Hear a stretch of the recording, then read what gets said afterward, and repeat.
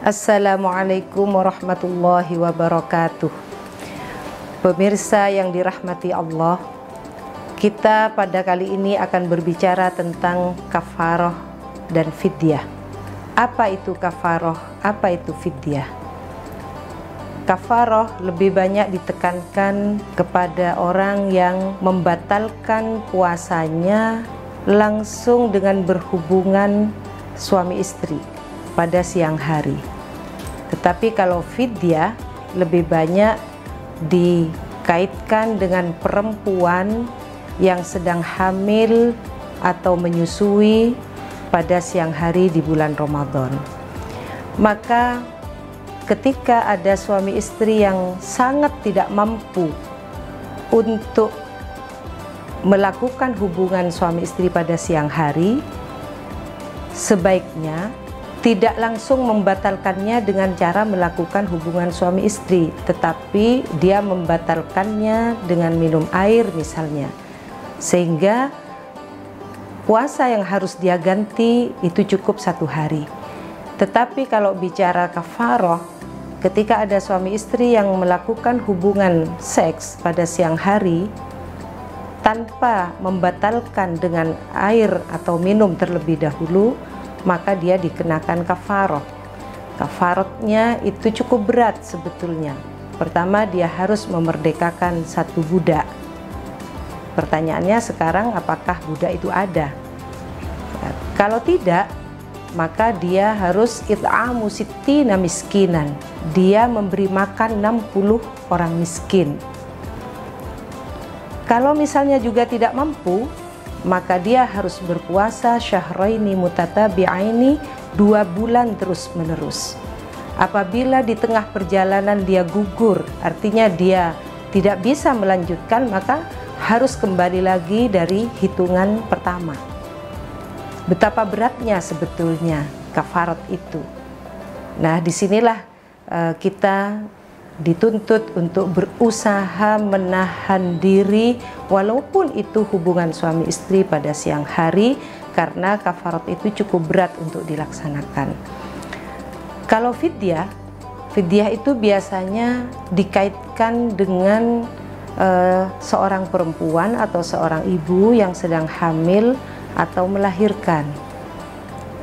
Apakah boleh perempuan hamil dan menyusui itu tidak berpuasa pada siang hari? Jawabannya boleh, tetapi ada konsekuensi hukum di situ.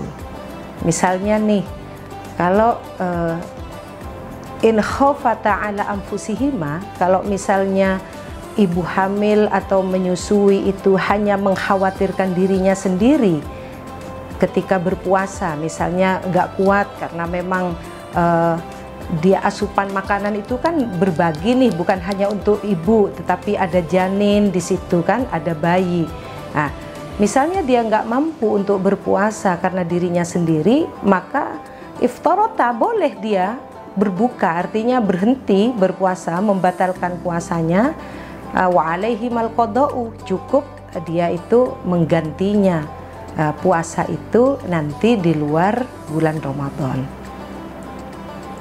Atau ibu yang sedang menyusui misalnya, tapi untuk dirinya sendiri kekhawatirannya karena memang tidak kuat misalnya menahan lapar, boleh, tapi dia cukup mengganti puasanya saja.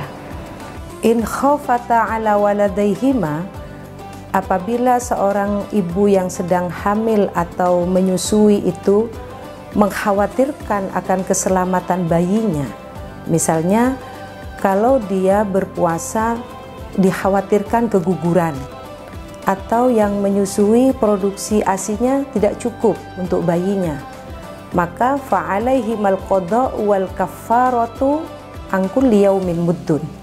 Maka konsekuensi hukumnya, ibu hamil atau yang menyusui itu mengqadha puasanya, plus dia harus membayar 1 hari 1 mud, kurang lebih 6-7 ons.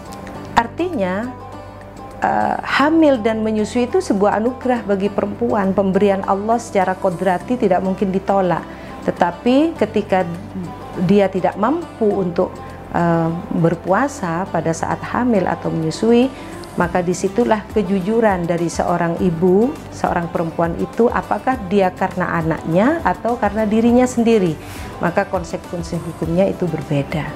Karena itulah bukan berarti kualitas puasa perempuan itu karena hamil dan menyusui menjadi berbeda atau berkurang, karena ada cara di situ untuk memenuhi, kembali menyempurnakan apa yang diperintah oleh Allah dengan cara dia mengganti fidyah, membayar fidyah apabila memang kekhawatiran itu karena anaknya. Tetapi kalau karena dirinya sendiri, dia cukup mengganti puasanya saja. Dan itu yang diinginkan dan itu yang diajarkan pada kita, sehingga kualitas puasa perempuan dan laki-laki dalam kondisi apapun itu tidak disebabkan karena perbedaan jenis kelaminnya, tetapi karena ada sesuatu yang itu juga secara syar'i itu adalah pemberian Allah yang tidak bisa ditolak.